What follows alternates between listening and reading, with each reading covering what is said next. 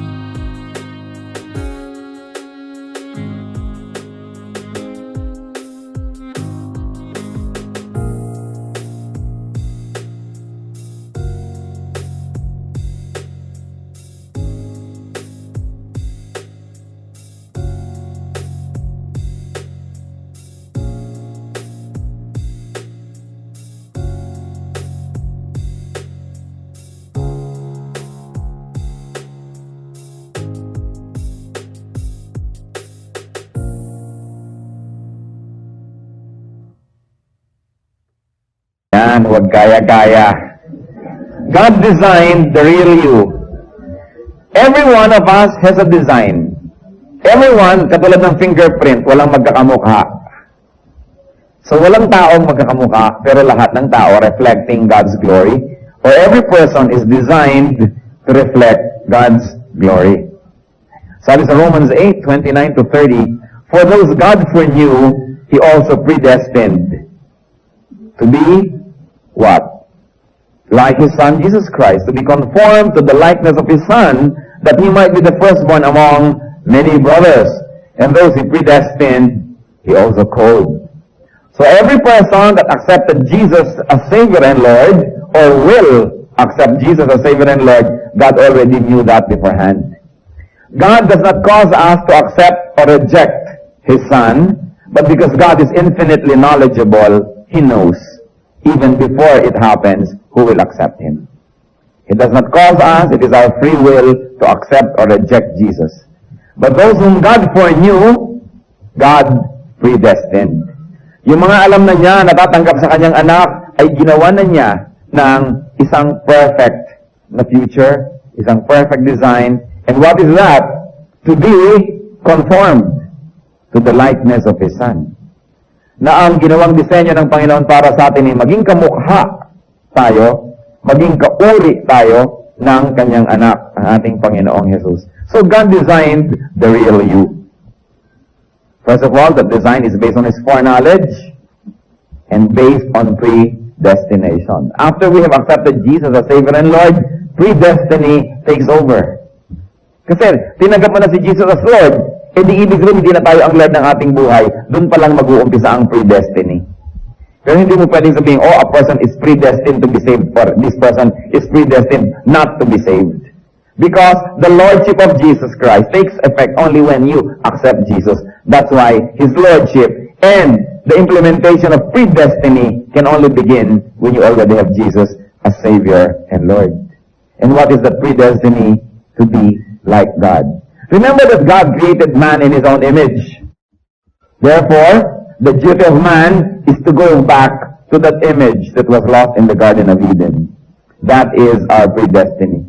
That is what God has ordained for us, that we should all go back to the original perfection that was lost. Of course, nobody reaches perfection in this life, in this side of eternity, but the duty and the privilege of every Christian is to get nearer and nearer and nearer to that perfection. So God called you and me. A man or a woman of God must be the person that God foreknew, predestined, and called to be. Christians are to be their own.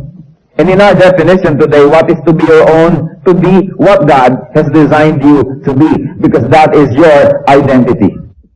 Tulad ng ibinigay sa atin na fingerprint, that is your identity. Katulad na ibinigay sa atin na mukha, bone structure, that is your identity. No one else is like you. So you are what God has meant you to be. Christians are to be their persons, not the product of the sinful, twisted, and deformed world system. How can you be your own? Be what God designed you to be. And today, in our continuing journey to becoming what God has wanted us to be all along, what we really are, we're going to discuss 6 steps to be your own person. 1, think what God wants you to think. You know, Satan and other men will always want you to think the way they want you to think. How does Satan want us to think? He wants us to be malicious. He wants us to be judgmental. He wants us to be negative. He wants us to be discouraging. He wants us to be gloomy. He wants us to be suspicious and jealous and boastful and proud. So how can you think the way God wants you to think? First of all, think positively. Be optimistic. But do not be foolish or ignorant or gullible to the point that we're too optimistic, or that we no longer recognize real danger signs. We no longer recognize really dangerous people, but we have to be optimistic. Philippians 4:8 gives us a glimpse into this optimism. Sabi niyan, whatever is true, whatever is noble, whatever is right, whatever is pure, whatever is lovely, whatever is admirable, if anything is excellent or praiseworthy, think about such things. It's so beautiful. Philippians 4:8 tells us what to think of. Think about what is true. Pag hindi totoo, huwag yung isipin. Lalo kung imagination pa lang, huwag isipin. Kung yung mga celos are born out of very rich imagination. Iniisip mo pa lang, kumukulo lang yung dugo, nagiinit ang yung tenga, at nagngangalit ang yung panga, pero iniisip mo pa lang yan, di pa yung totoo. Kaya ang sabi ng Bible, whatever is true, you think about it. So, minsan, nagsususpecha tayo sa ating kapwa, hindi pa naman natin napapatunayan, we begin to behave as if our suspicions are already true. Lumalayo na ang ating loob, nagagalit na tayo, nagtatampo na tayo, yun pala, imagination pa lang natin. So whenever there's some imaginations knocking at your door, you ask, is it true? If it's not true, don't think about it. We have to be ready for the machinations of the evil one. Hindi naman yung caught unprepared tayo sa lahat ng mga traps ng evil. You think about it too, of course, technically, but you don't dwell on those thoughts. And you don't let those thoughts influence your behavior. Whatever is true, whatever is noble. You like to behave a certain way, you like to think a certain way, you like to treat a person a certain way, and you ask yourself, is it noble? Ito ba ay katangi-tangi? Ito ba ay kapuri-puri? Ito ba ay maganda at makila? At sabi, whatever is right. So alam na agad natin, I think every one of us knows what's right and what's wrong. I think nobody here agonizes na hindi malaman kung alin ang right at wrong. Alam na natin yun. So whenever we think of wrong things, it is by choice that we do so. There are very few things that are wrong pala na hindi natin alam from the beginning. Very few. There are some. Whatever is pure. You are thinking malicious thoughts, judgmental thoughts. Sasabihin natin, ito ba ay pure? Or am I manipulating people and events. Alam niyo po, marami mga tao magaling mag-manipulate. They have a certain script, and they make every person behave and speak according to that script through their machinations, through their charm or whatever it is. But whatever it is, sabi niya, sa Bible, whatever is pure. Then you ask, whatever is lovely. Think of these things. Whatever is admirable. If anything is excellent or praiseworthy, think about such things. So, ang tanong natin lagi, pag meron tayo palang iniisip, is it true? Kung hindi true, hindi ko ito masyadong bibigyan ng pansin. Baka haka-haka pa lang. Bintang pa lang. Marami sa atin yung bintang, kung makakilos na tayo, parang totoo na eh. Kaya mga napagbibintangan, judge agad. Maging sa hukuman, matagal nga bago magbigay ng verdict. Minsan mga Kristiyano, mabilis magbigay ng verdict. You ask myself, is it noble? Okay, I'm thinking of doing this thing, but is it noble? Is it right? Is it pure? We have failed many times to stop and think about these things. That's why we think of wrong things. And whenever our thoughts are inclined towards a certain direction, be sure that your life will also follow that direction. Nauuna lang naman yung thought. Kaya binabantayan ang thought. Nurture pure thoughts. Sabi ng Psalm 33:5, the Lord loves righteousness. Natutuwa siya at lumiligaya siya kapag merong katuwiran, kapag merong righteousness in our lives. So we think about such things. So remember, one step in becoming your real you, think what God wants you to think. Kasi bibigyan ka naman ni Satan ng mga alternative thoughts. Ungodly people will suggest ungodly thoughts. And even our own ungodliness in ourselves will try to surface and teach us. But remember, if you have to be what God has predestined you to be, think what God wants you to think. Then too. At ito, breakdown na lang yan. Yung think overall na yun eh. See what God wants you to see. Very often we say the eyes are the first to leave the Lord. And it's true. Eve saw the fruit, then later she came near, picked, and ate. Yung mata binabantayan. Binabantayan natin kung ano ang dinadapuan ng ating paningin. So, how do we see what God wants us to see? First, see the good in others. Satan likes you to see what is evil in others, what is imperfect, and what is ugly. And the Lord likes us to focus on the good in others. Certainly, there's a lot of imperfection in other people, but that's the same with us. And if you're going to focus on the imperfection, on what is not good about others, you will begin to think negatively. Then yung first natin, think how God wants you to think, and what God wants you to think of will become what? Betrayed, will get betrayed. So, look, overlook, forgive, and pray for faults and failures of others. Sa pamilya, sa magkakaibigan, sa mag-asawa, sa magkasintahan, sa church, ano bang unang sumisira? Eh di ang tinitingnan mo yung negative in others. That's not what God wants you to look at. If you're going to look at something negative, look into yourself. If you're going to look at something nice and good, look at other people. 1 Peter 4:8, above all, love each other deeply, because love covers a multitude of sins. It has never failed to amaze me, this verse. I have consulted with so many references, and nobody has really given the answer that I'm looking for. Na kaninong sin ba yung natatakpan ng love? Yung sin ng minamahal o yung sin ng nagmamahal? Kasi sabi niya, love covers a multitude of sins. And I like to think that it works both ways. If I love you, I will focus on the positive, and my love will cover the negative aspect in you. It will cover your sins. And yet also, if I love other people, and I look at what is positive in them, that same love will cover my sins. Because if I start looking at negative things, I become sinful too. I become judgmental, I become proud. I probably become unkind. So, both ways. Love covers a multitude of sins. You want to sin less and less and less? love more and more. The way God wants us to love. Because if we love people, there will be very few things that they'll do that will probably hurt us or will make us judgmental or strict. Because love covers a multitude of sins. Kaya nga kung minsan mayroong nabasag na baso, depende kung sinong nakabasag para tayo magalit. Pagka loved one mo, ang tanong mo agad, nasugatan ka ba? Pero pag iba, lalo katulong, makabasag ka na naman, salary deduction. Pero pagka mahal mo sa buhay, pagka anak mo, titingnan mo agad kung baka nasugatan. Most of the time, it's not what people do, but who does it that becomes important. So we should love more. See what God wants us to see.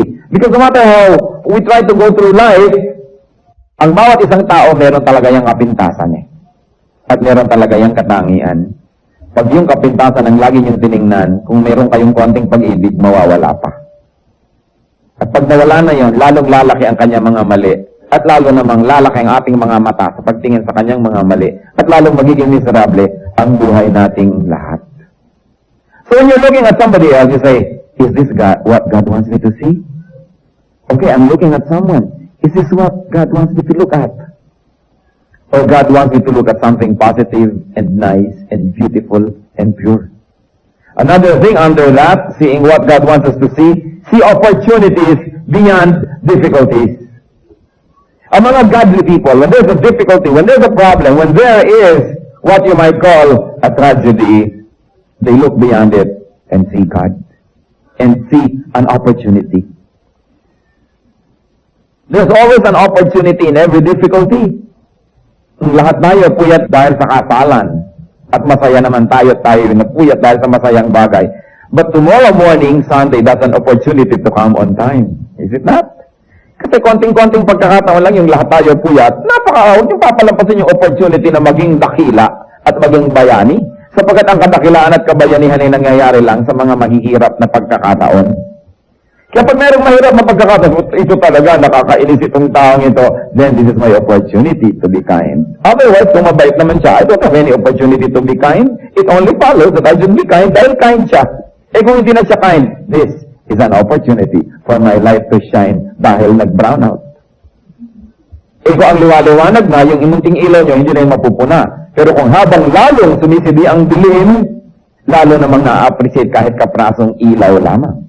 Kaya habang gumugulat mo, this is my opportunity to become. They have a point, I will be the counterpoint. They have a thesis, I will be the antithesis. In fact, I will be the synthesis. Meron silang kontra, kukontrahin ko yun para mag-balance. Nagkakagulo na dito, nagsisigawan na, I will become. This is my opportunity to shine for the Lord. Nagkakapaguran na, maiinit na ang ulo ng lahat. This is my opportunity to show the Spirit in me. The peace, the love. You know, when there is a difficulty, Christians should see the opportunity. Because the more difficult the situation, the better the opportunity to shine for God. Kaya sabi sa Hebrews 12:15, see to it that no one misses the grace of God, and that no bitter root grows up to cause trouble and defile many. When there's a difficulty, say, I will never miss the grace of God in this opportunity. Because every difficult situation is accompanied by God's grace.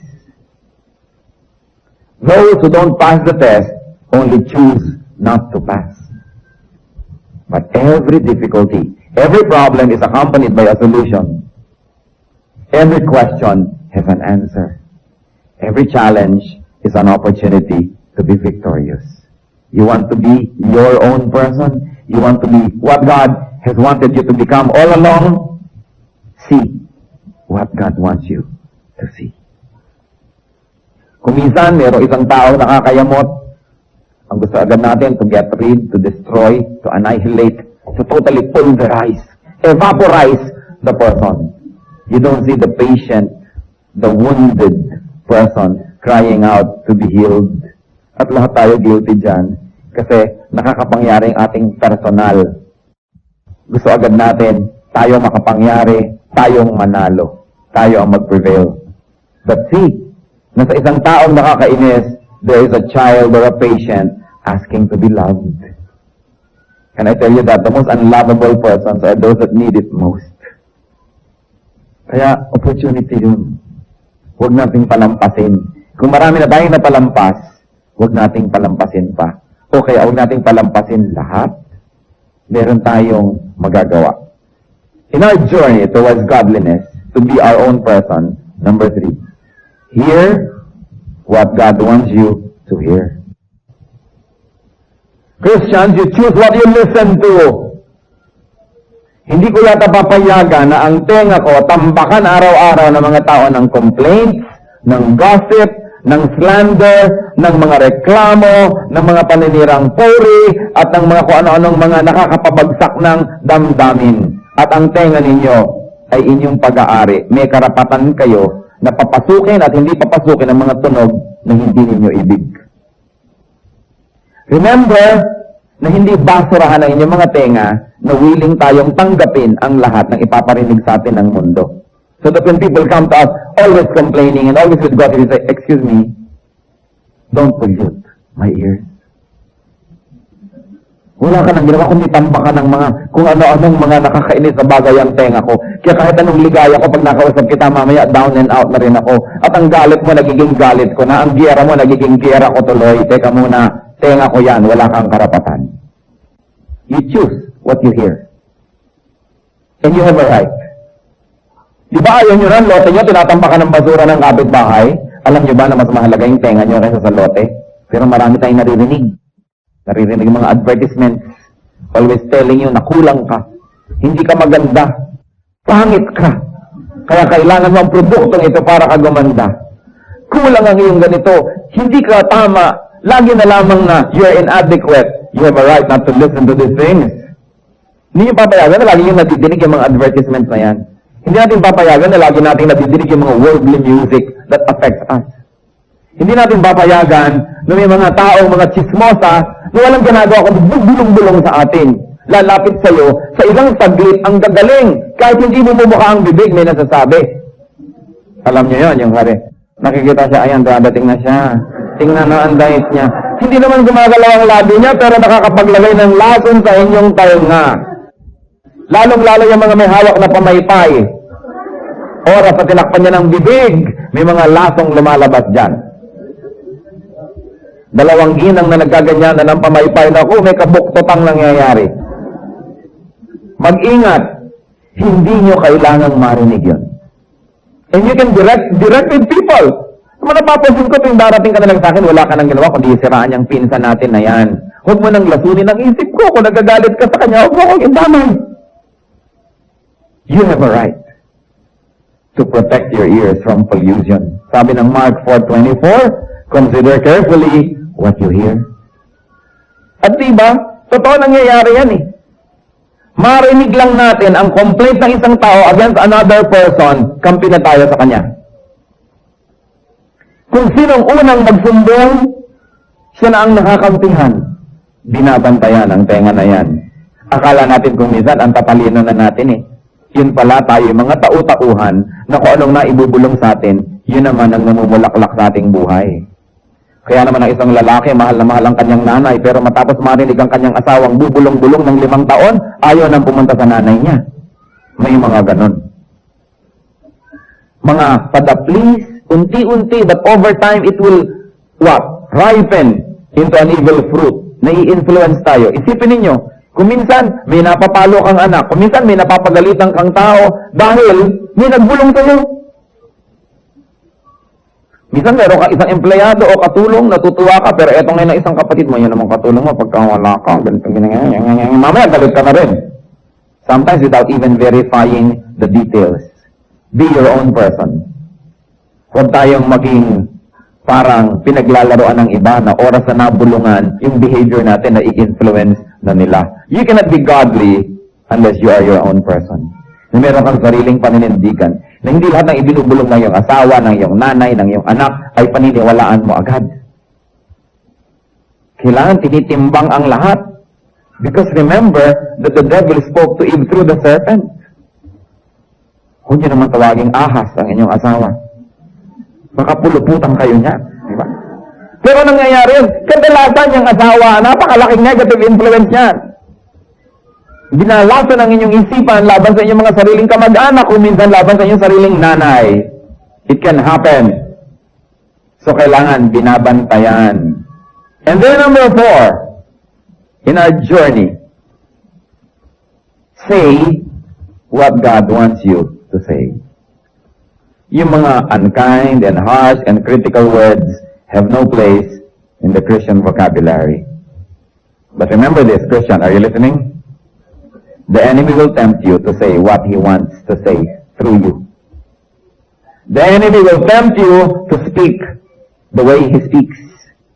And the enemy will tempt you to be his spokesperson. Never let it be. Never let it be. Kung minsan gusto ng demonyo na pag-awayin ng dalawang tao, so sa'yo ibubulong para ikaw ang magsalita nung siya ang gustong magsabi. But he cannot say that. Wala naman siyang vocal cords. He does not enter the physical world.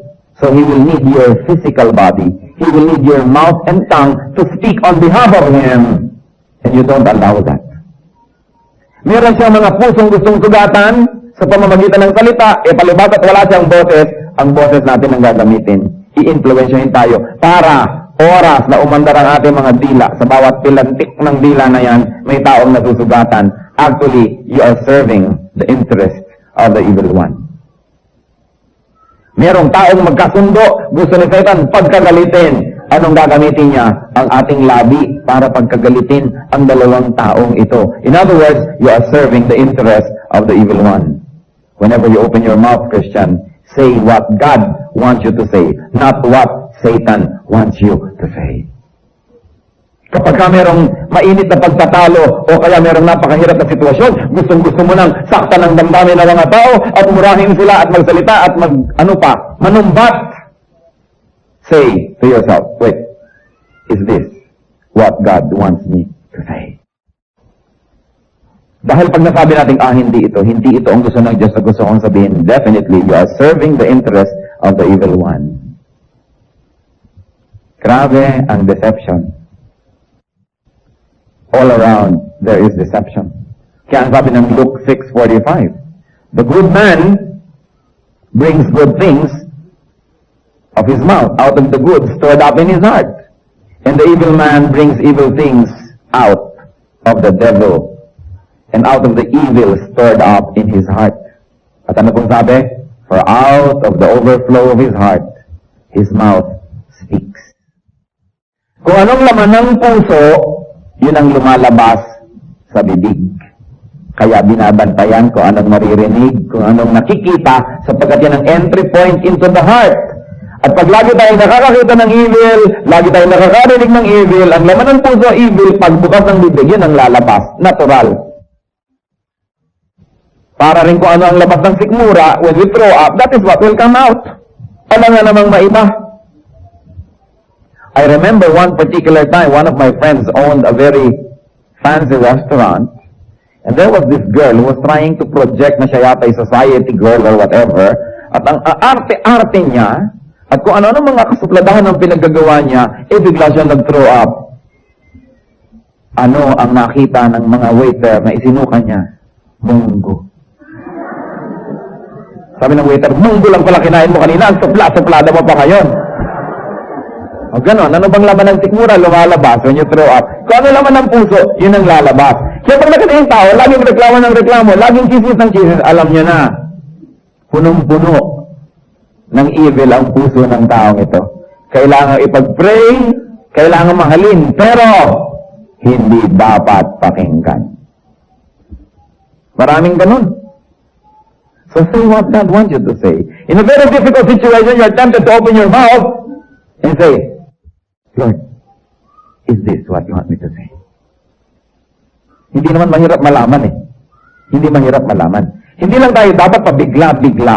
Kasi yung salitang nabitawan lang, hindi na kayang bawiin. Kahit 1,000 sorry ang sabihin mo, hindi na kayang bawiin ang salitang nabitawan na. Kaya dapat nag-iingat. Do not be the devil's spokesman. And do not be other people's spokesman. Marami mga tao magaling magpaikot eh. Galit sila doon, hindi nila mapagalitan, ikaw ngayon ang gagalitin nila para ikaw magalit. Then, so that you will fight God. Yan ang gusto ni Satan labanan ng Diyos. So ang ginagawa niya, tayo ang kanyang nililin lang para tayo ang lumaban. So we will fight his battle. Don't you be deceived, Christians. Kaya ang sabi sa Bible, oh, be as innocent as doves, but be wise as serpents. Huwag tayong mga uto-uto. At sino naman ang may access na maglagay ng basura sa ating tenga at sa ating mata? Ito yung mga taong malapit sa atin. Kaya bantayan ang mga taong malapit sa atin. People make us hear and see and then say what they want us to say. Be careful. Say good, soothing, healing, comforting, encouraging words. Sabi sa Colossians 4:6, let your conversation be always full of grace, seasoned with salt, so that you may know to answer everyone. Our speech must be seasoned with salt. In other words, yung walang lasa, walang kwenta, dapat may lasa. At hindi lang yon, yung salt stops decay. Kaya kung decay yan ang ating tampakan ng asin. Parang daing, di ba? Tumitigil ang kanyang pagka-decay, pagka inaas na ng gusto. Pag kulang sa asin, madaling masira. Kaya sabi, let your conversation always be full of grace, seasoned with salt. I praise God that I am very aware whenever people are trying to manipulate me. Although marami pa rin nagtatagumpay, pero marami pa rin hindi nakakalusot. When people try to manipulate you, especially if you are in a position of leadership, there are some people who don't have that influence or what you might call power. So they will try to influence you so you will move on their behalf. You say, teka, inuuto ako nito. Minamanipulate niya ako. At hindi kakaunti, nakita ko mga asawa na kung kigrade ninyo, 1, flat 1, ang galing mag-manipulate ng asawa.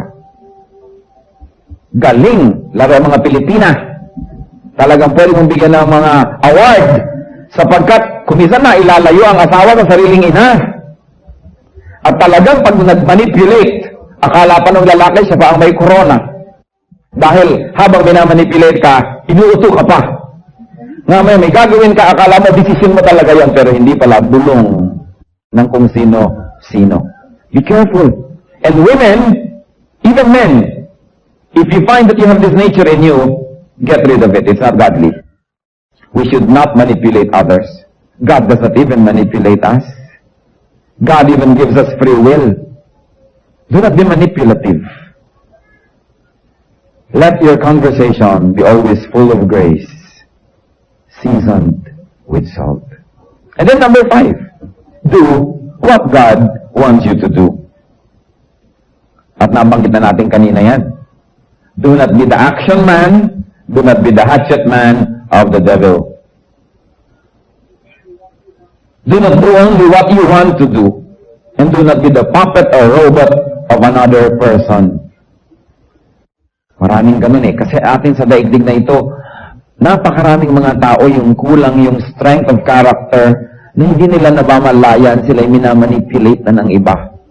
Ginagawa na nila yung hindi nila dapat gawin dahil nai-influensya sila ng iba. So we become angry with their enemies, we quarrel with their enemies, and in the end, we fight their wars. Pinagtatawanan tayo ng evil one when that happens. Kaya sabi lagi sa Bible, be full of wisdom. Be full of wisdom. Do what God wants you to do. So whenever we're going to take a course of action, you ask yourself, is this what God wants me to do? Gusto ba talaga ng Diyos ito? O ako'y na-deceive lamang? And finally, go where God wants you to go. Why? Because God will accompany you. Wherever He wants you to go, He will accompany you with grace, with protection, with success, with peace. Be where God wants you to be. Sabi sa Isaiah 48:17, this is what the Lord says, you Redeemer, the Holy One of Israel, I am the Lord your God, who teaches you what is best for you, who directs you in the way to that you should go. So be where what God wants you to be. Go where God wants you to go. Sabi nila, ito dapat ang iyong profession, ito dapat ang iyong ginagawa, ito dapat ang iyong pinupuntahan. Huwag tayong na tayo. Christian, be your own person. Do not be vacuum-headed. Do not be manipulated by others. Control your thoughts. Alam niyo yung vacuum, kahit ano, hinihitit. Pag hindi puno ng wisdom and godliness ang ating mind, hihititin yan ng kung ano ng mga basura everywhere. So make sure that your mind is always full of God. It is my right not to read anything that I don't want to see. You can never imagine what kind of letters I get. What kind of indecent proposals I get. And I said, kilala ko na itong letter na to. I will never read it. I refuse to read it. Why should I allow a person to unburden that person's thoughts into me? Di ba pag meron tayong gustong sabihin, pag nasabi na natin, lumuluwag ang ating loob? At sino ang sumikip ang loob, yung napagsabihan, inilipat natin sa kanya. I refuse. Kung ano man ang nararamdaman mo, sarilihin mo na lang. Huwag mo lang ilipat sa akin yan. Buntot mo, hilahin mo, at bakit mo sa akin ipapahilay ang iyong damdamin? So, ganun. Hindi kayo binabasa lahat ang ipinapadala sa inyo? That's why it is very, very unethical, especially in this electronic age, to be sending messages that are unsigned. Yung mga kung ano-anong code, hindi mo kilala, it's very unethical. You have no right to enter a person's mind with your thoughts without even having the decency to sign your thoughts. Kung minsan may magbibig sa akin ako ano-ano. Magaganda naman. Kaya lang, mag-iisip ka, sino to? Bakit mo ako ginaganito? Anong karapatan mo na pag-isipin ako sa oras na to? And so, yan ang mga intrusion sa ating buhay. Mabuti pa nung araw walang telepono, walang fax, walang mga beeper. Kung hindi person to person makipagkita sa'yo, hindi masasabi ang layunin. Pero ngayon, it is so easy to hide in the dark and yet be able to unload your garbage into another person's mind. I tell you this, be the guardians at the doors of your eyes and ears. It is your basic right not to see what you don't want to see, and not to hear what you don't want to hear. Do not let your mind become a blank tape, na kahit ano na lamang i-tape ng iba pumapasok tuloy. Tanggalin niyo yung parang tenga, no taping allowed. Hindi ko pwedeng pakinggan ang ayaw kong pakinggan. Sino magbigay sa'yo ng karapatan na mapaluwag mo lang ang dibdib mo, ipapasok mo sa tenga ko ang laman ng iyong dibdib, lalo kung ayaw kong pakinggan yan. It is my basic human right not to hear what I don't like to hear. And Christians, do not be the loudspeaker of others. Do not be a lip-sync artist. Alam niyo yung lip-sync, di ba? Lip synchronization. Yung mga kumakanta kunwari sa TV pero gaganon-ganon lang ang bibig kasi kasabay tape. Di ba? Madalas mga tao ganyan. Bumubuka-buka ang bibig pero ang nanggagaling na sound hindi naman galing sa puso nyo, galing sa iba and you're being used. Nag-lip-sync kayo nun. Don't permit it. Control what you say. And Christian, do not be a robot. Control what you do. Do not become an unwilling participant in many people's games. And then, do not be a guided missile or a remote-controlled machine. Control your direction. Go where God wants you to go, not where people influence you to go.